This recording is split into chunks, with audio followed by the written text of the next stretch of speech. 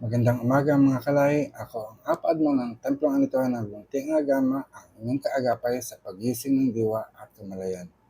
Ikalawang araw na natin dito ngayon sa Taguig para sa ating medical check-up at sandaling pahinga mula sa ating mga gawain.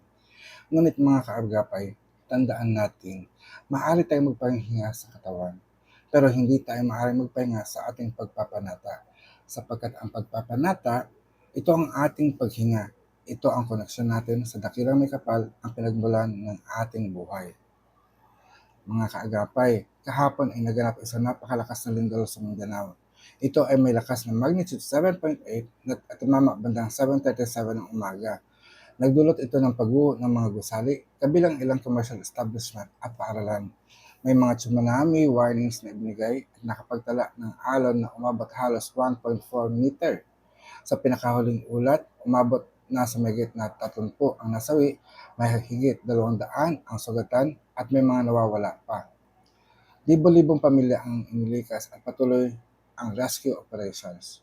May mga paaralan ding gumuho, ngunit sa ilang kaso ay naisalba ang mga estudyante dahil walang laman ang gusali noong oras ng lindol. At hanggang ngayon, patuloy ang aftershocks, patuloy ang pangamba at patuloy ang pagbangon. Pumikit tayo ng sandali mga kaagapay at manalangin. Dakilang may kapal, bathala ng kaitaasan, sa oras ng pagyanig ng lupa, ikaw ang aming sandigan. Yakapin mo ang mga nasawi, tanglawan mo ang kanilang paglalakbay sa kabilang buhay, palakasin mo ang loob ng mga naulila, at pagalingin mo ang mga sugatan sa kanilang katawan at damdamin. Pagkalooban mo ng karunungan ang mga leader at lakas ang mga rescuer na patuloy na naglilingkod. At sa aming lahat, turuan mo kaming maging handa, maingat at mapagmalasakit sa ngalan ng liwanag at gabay ng mga diwata at anito. At sa kalooban ng dakilang likha, amin itong ipinapanalangin. Ngayon din ay ating ginugita ang pagpanaw ni Lady Crystal High Coral, isang mahalagang haligi ng Coralian Nativist tradition. Siya ang nagsisilbing first priestess at espiritual na ina na naming ng maraming practitioner. Mga kaagapay, bilang bahagi ng tradisyon ito, tayo ay nakikidalamhati sa pamilya ni Lady Crystal at sa buong Coralian Nativist Church. Kami ay nakikiisa sa inyong pagluluksa.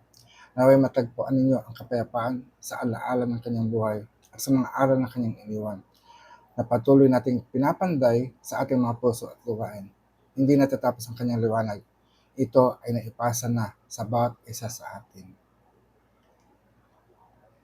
Mga kaagapay, magandang balita. Tayo nakatanggap ng tugon mula sa e.gov.ph patungkol sa ating kahilingan na maisamang anituhan sa religion field. Hindi man nila ito agad maipapatupad, ngunit tinatanggap nila ito bilang opisyal na mungkahi at ito ay kanilang ipapasa sa review. Mga kaagapay, ito ay maliit na hakbang lamang, pero isang malaking tagumpay para sa ating pagkakakilanlan bilang Indigenous Filipino spirituality. Ngayon, nais ko ring ibahagi ang aking damdamin.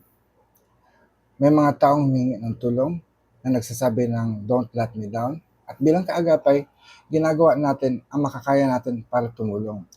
Ngunit may hangganan ang kabutihan. Kapag ito ay nabuso, kailangan natin pumili. Tulungan ba ang iba o protektahan ang dangal? May isang taong lumabag sa tiwala, hindi lamang isang beses kundi paulit-ulit. Kaya kinailangan kong putulin ang ugnayan. Hindi dahil wala akong malasakit, kundi dahil pinahahalagahan ko ang danggal na itinayo ko mula 1998 hanggang ngayon. Mga kaagapay, tandaan natin, hindi lahat ng humihingi ay dapat bigyan. Hindi lahat na lumalapit ay dapat pagkatiwalaan. Ang kabutihan ay hindi dapat kahinaan. Mga kaagapay, narito ang ilang paalaala. Sa panahon ng sakuna, alamin ang evacuation centers or evacuation plan sa inyong lugar. Ihanda ang emergency kit at sumunod sa abiso ng otoridad. Sa pakikipagkapwa naman, magbigay pero huwag pakatanga. Magtiwala pero may hangganan. Tulungan ng iba pero huwag kalimutan ang sarili. Sa espiritual na buhay, huwag patitinag ang pagpapanata. Panatilihin ang koneksyon sa may kapal. Gawing gabay ang karanasan, hindi ang galit. At sa katapusan mga kaagapay, sa gitna ng lindol, pagkawala at pagsubok, narayan pa rin ang mga ating pagpapanata. Hindi ito nasisira, hindi ito natitinag. hindi ito nawawala dahil ito ang ating paghinga. Ako po, ang Apo Adman, ang inyong kaagapay. At laging ipinapaalala, manalig, maglingkod at manindigan. Magandang umaga at mabuhay tayong lahat. Mayari na, pag-asatin. Paalam.